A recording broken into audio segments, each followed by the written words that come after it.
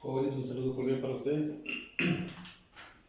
El día de hoy iniciamos un tema diferente que es la factorización. Es un tema que usted ya conoce, lo ha visto en los grados anteriores.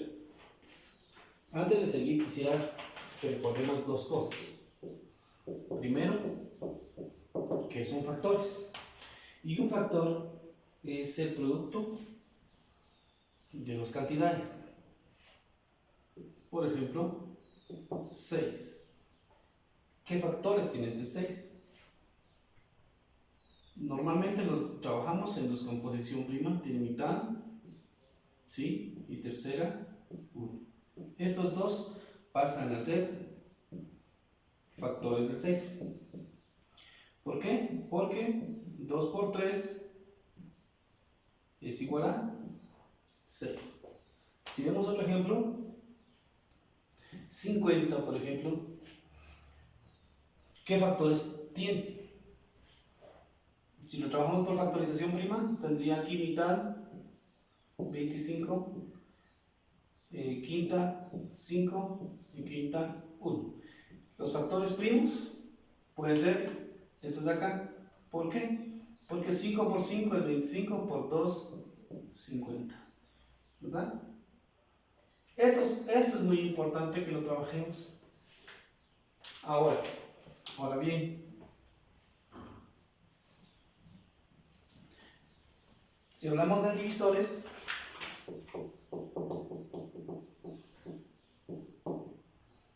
de 50, vamos a hablar de dos de los números que dividen exactamente a esta cantidad.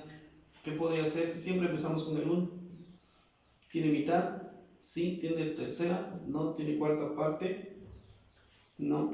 ¿Quinta parte? Sí. 10 y 25. Esos son los factores de 50. Perdón, los divisores de 50. ¿Por qué? Porque 1 por 25. Bueno, aquí me falta el 50. 1 por 50 es 50.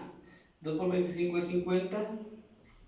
10 por 5 es 50. Esos son divisores. Entonces, es muy importante que recordemos eso antes de entrar a factorización. Entonces, cuando hablamos de factores, de factorización, estamos hablando de dos números que multiplicados den ese mismo valor.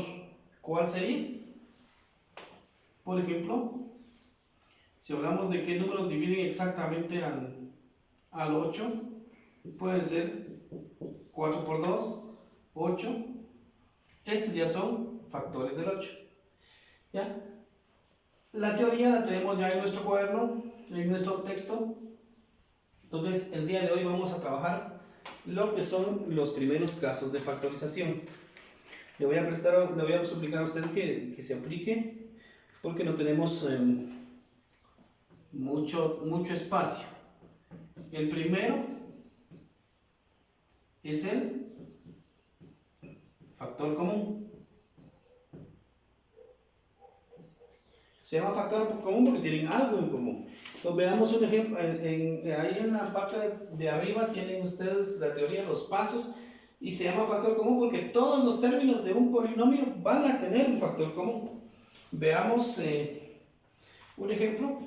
Tenemos acá 15 y al cubo más 20 y al cuadrado menos 5y. ¿Cuántos términos puede tener un factor común? Puede tener 2 términos, 3 términos, hasta 10 términos. Ahí no hay ninguna característica. ¿Cómo lo vamos a identificar? Que tienen un número en común. Entonces, pasos para resolverlo. Primero es sacar el factor común. ¿Cómo lo hacemos? De los números, que serían el máximo común divisor o la descomposición prima que vimos hace un ratito. ¿Verdad? Descomposición prima de 15 sería tercera y quinta. Recuerden que sacamos números primos 3 y 5. Descomposición prima de 20 sería mitad, 10, mitad, 5, quinta, 1. Y descomposición prima de 5 sobre 5. Y el máximo común divisor está compuesto por los factores comunes. ¿Qué tenemos de común acá? El 5 y el 5. Eso indica que de los números, mi factor común es 5. Ese es el número que divide exactamente a estos tres, ¿verdad? Es el número más alto. De las letras, vamos a sacar la letra que más se repita. ¿Cuál es la letra que más se repite? En este caso solo hay una, la Y, y la tomamos con su menor exponente, que tiene exponente 3, exponente 2 y exponente 1. Entonces lo dejamos en exponente 1. Ya sacamos nuestro factor común. El paso 2 es dividir. ¿Qué vamos a dividir? Dividimos el polinomio entre el factor común. En este caso sería 15 dividido entre 5, me da 3. Y en las letras, recuerden que cuando estamos dividiendo los exponentes se restan. A y al cubo le quito y simple, me queda y al cuadrado. Luego, más entre más va a dar más. 20 dividido entre 5 va a dar a 4. ¿Por qué? Porque 5 al 4 es 20. Era lo que estaba viendo anteriormente. Las letras se restan sus exponentes. A y al cuadrado le quito y simple, me queda y. Y menos por más, menos 5. Le quitamos 5.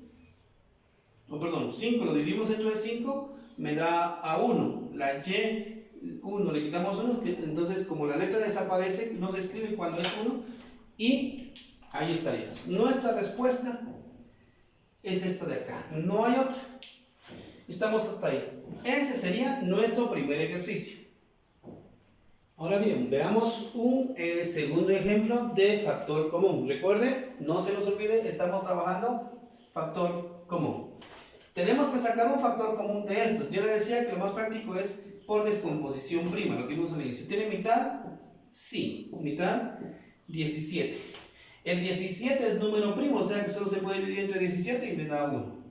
El 51 ¿tiene mitad? No, solo tiene mitad de los números que terminan en número par. ¿Tiene tercera? Sí. 5 dividido entre 3 me da 1, me sobran 2. 21 dividido entre 3 me da 7. Cabalmente me dio 17. Y 17 solo tiene 17 aparte porque es número primo. Y ahí estamos. 68 se puede dividir. ¿Se puede descomponer en factores primos? Sí. Mitad de 6 sería 3. Mitad de 8 es 4. Mitad de 3 no tiene, sería mitad de 2, 1, y mitad de 14, 7. Eso significa que 17 dividido entre 17 da a 1. ¿Cuál es el factor común acá? El factor común es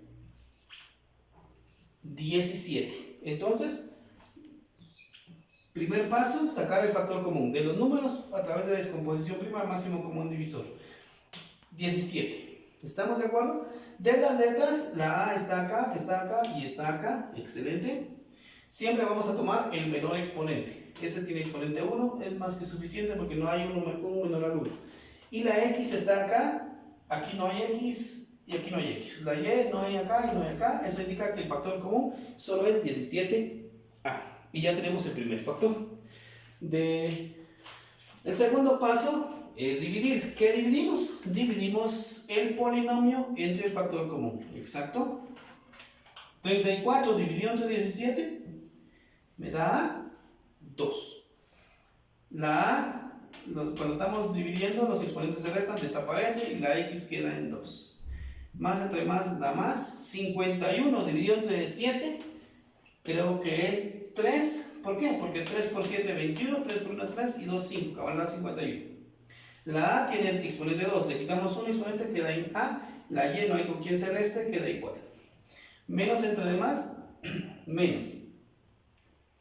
68 dividido dentro de 17, me parece que es 4. La A desaparece, la Y tiene al cuadrado. Jóvenes y señoritas, ese es nuestro segundo ejemplo de factor común. Espero que les haya servido. Muy bien, vemos el segundo caso que tenemos en la teoría, que sería el factor común por agrupación de términos. Muy bien, ¿cuál es lo primero que usted ya leyó, ya escribió en su cuaderno? Es que lo primero que hay que hacer es agrupar. Vemos los que tengan características comunes. Aquí tienen en común la A y el 4.